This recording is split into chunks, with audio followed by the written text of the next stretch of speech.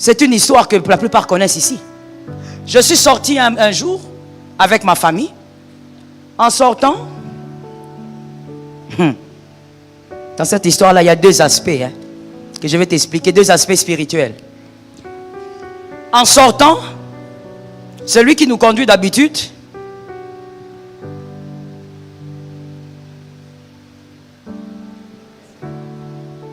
il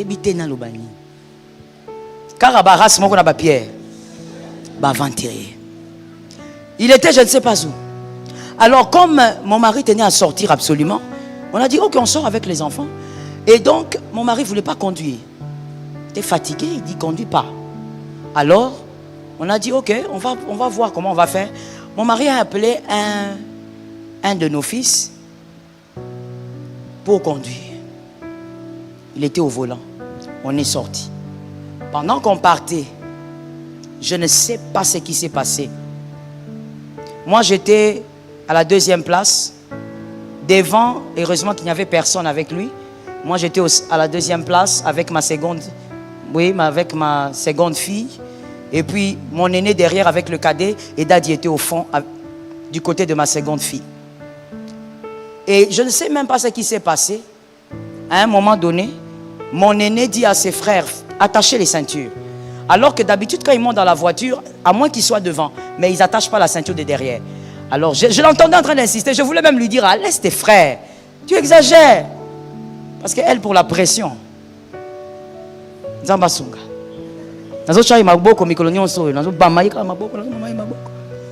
j'ai dit à son papa, son papa me dit, tu sais d'où ça vient. Donc, dans son maman, il y a une responsabilité. Mais il y a une pression, je dis, mais laisse tes frères, tu peux les laisser. Chaque jour, on monte dans cette voiture, là, on ne ferme pas la ceinture. Non, maman, qu'ils ferment seulement, qu'ils attachent.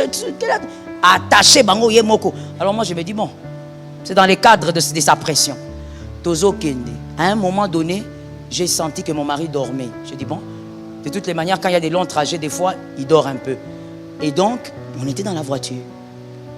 Je te dis, mon frère, j'ai vu le camion le gros camion là des Chinois là. Le rouge là, qui a une tête rouge. C'est comment qu'on appelle? C'est qui transporte des fois des sables, des choses comme ça. J'ai vu ce camion venir à ma gauche. Moi je le voyais très bien. Mais je me suis dit, comme je le vois, celui qui est aussi au volant, au rétroviseur, il voit. Alors il venait à vive allure. Et moi je me dis, celui qui est devant aussi voit.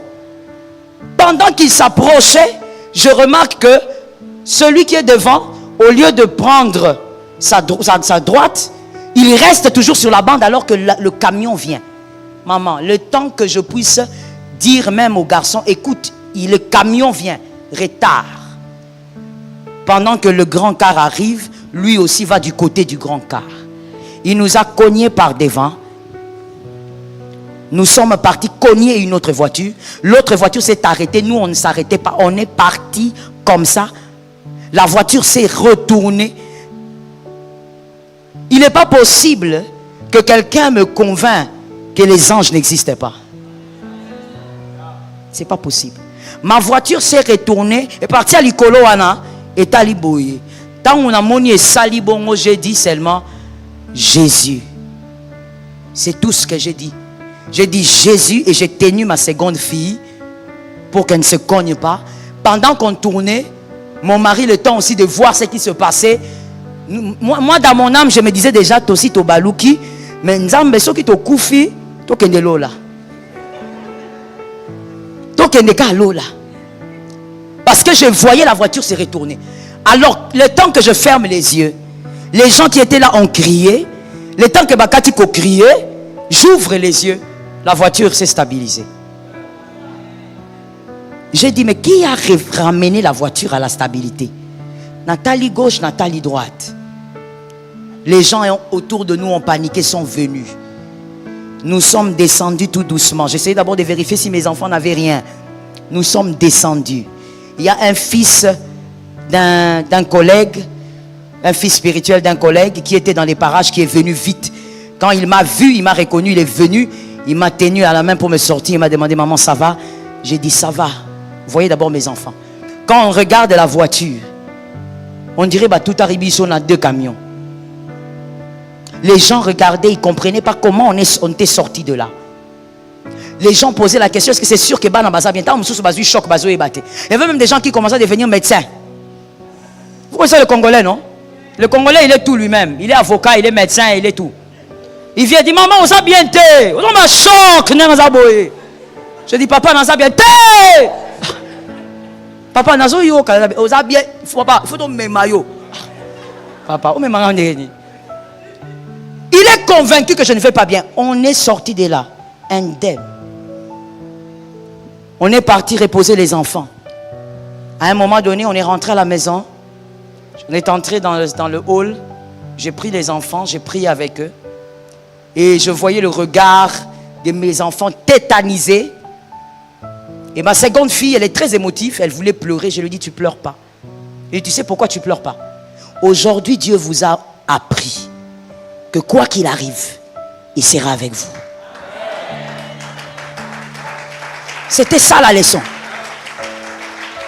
Je dis aujourd'hui, vous savez que même si moi je ne suis pas là, même si papa n'est plus là, mais il y a quelqu'un qui vous avait sorti.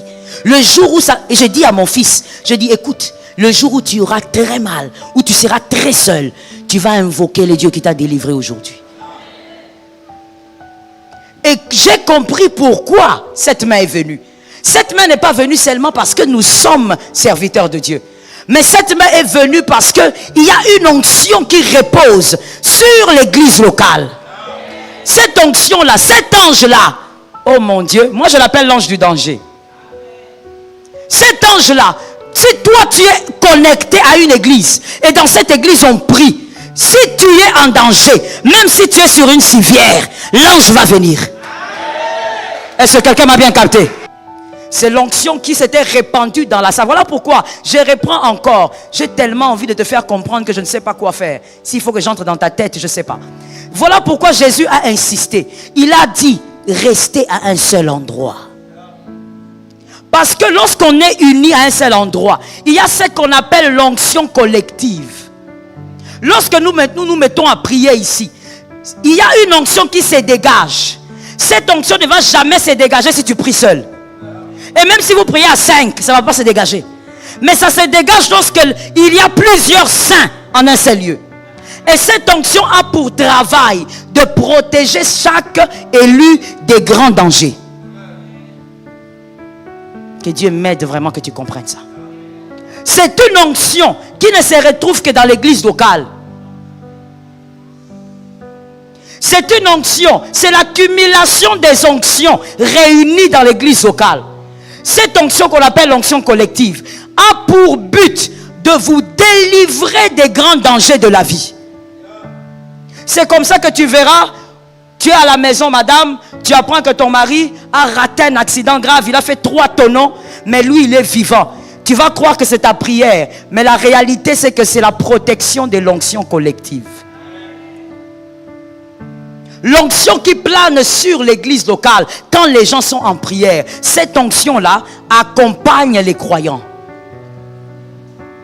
Mais les accompagne pour les délivrer des grands dangers. Pas pour les bénir matériellement. Pour les délivrer des grands dangers. Le diable, par exemple, il a décidé qu'avant les 31, toi, tu dois mourir. Mais quand tu viens dans une église locale, tu passes des moments de communion, tu passes des moments d'enseignement, de prière. L'onction collective t'a enregistré au milieu des personnes qui doivent être protégées par elle. 12:5. Acte 12:5. Dans Acte 12:5, nous voyons que l'apôtre Pierre était en prison. Et l'ange, quand il est venu sauver l'apôtre Pierre, la Bible dit au verset 7 qu'il a tapé Pierre sur le côté. Vous avez souvent lu ça? Vous savez, moi quand je lis ça, je sais définir quelque chose. C'est comme si l'ange était un peu fâché. Il a tapé Pierre sur le côté, il dit lève-toi. Et Pierre, quand il se lève, les chaînes se sont brisées. Pierre est sorti de la prison, la Bible est claire. Elle dit dans le verset que je te donnais, à cause de la prière de l'église, l'ange est venu. Pierre n'avait pas prié, c'est lui à qui Jésus avait donné les clés. Pour te dire que l'homme est l'homme. Hein? Jésus compte sur lui. Jésus a même dit à tout le monde, sur toi, je bâtirai mon église. Tu es Pierre. Azola, là, en prison. Tu sais pourquoi? Parce qu'avant lui, le roi Agrippa avait tué Jacques. Jacques était décapité. Alors quand le roi Agrippa a vu que quand il tuait les apôtres, on commençait à l'aimer par le peuple, le roi a dit, ok, maintenant je vais tuer les plus grands. Je vais prendre Pierre. Et quand il a arrêté Pierre, toute la population était contente. Alors Pierre était là pour mourir. Il veut mourir, mais il fait quoi? Il n'a plus d'espoir. C'est lui à qui on va donner la clé.